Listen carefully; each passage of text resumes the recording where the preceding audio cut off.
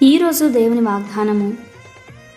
నా కుమారుడా, నీ తండ్రి ఉపదేశము ఆలకింపుము, నీ తల్లి చెప్పు బోధను త్రోసివేయకము. దేవుని వాక్యము ఎప్పుడూ మనకు వాగ్దానములను మాత్రమే ఇవ్వదు, అవి అనుసరించినప్పుడు కలిగే ఆశీర్వాదాల గురించి కూడా చెబుతుంది.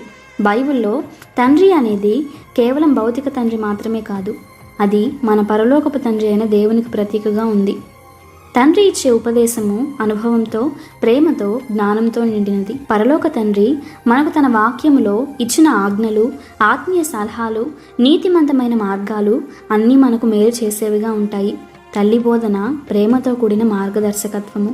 తల్లి బోధన అనేది స్నేహపూర్వకమైనది, సహనంతో కూడినది. ఒక తల్లి తన పిల్లల కోసము ఎప్పుడు మంచిదే కోరుతుంది. బైబిల్లో తల్లి బోధన అనేది మన విశ్వాసాన్ని నిలబెట్టే ఆత్మీయ శిక్షణగా కూడా భావించవచ్చు. మన ఆత్మీయ జీవితంలో తల్లి బోధన అంటే సంఘములోని బోధనలు, పెద్దల సలహాలు మరియు పరిశుద్ధాత్మ ఇచ్చే అంతరంగ ప్రేరణలు.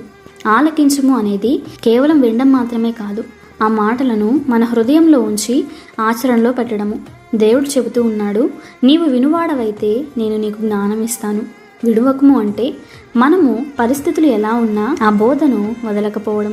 కొన్నిసార్లు లోకం మనకు వేరే మార్గాలను చూపుతుంది, మనలో తిరుగుబాటు ఆలోచనలు వస్తాయి. కానీ దేవుడు అంటూ ఉన్నాడు, నా వాక్యమును, నా బోధను నీ హృదయంతో గట్టిగా పట్టుకో, వాటిని నీ హృదయం అనే పలక మీద వ్రాసికో, అప్పుడు నీవు తప్పిపోవు. గనుక నీ తల్లిదండ్రుల బోధను, వాటికంటే మించిన ప్రేమతో మనలను ప్రేమించిన యేసయ్య బోధను విడువక వాటిని హృదయంలో ముద్రించుకొని జీవితంలో ముందుకు కొనసాగుదాము.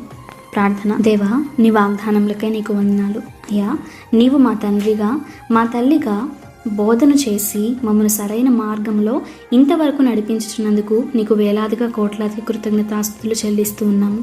తండ్రి, ఇక మీదను నీ ఉపదేశమును మాకు దయచేయము, నీ బోధను మాకు దయచేయండి.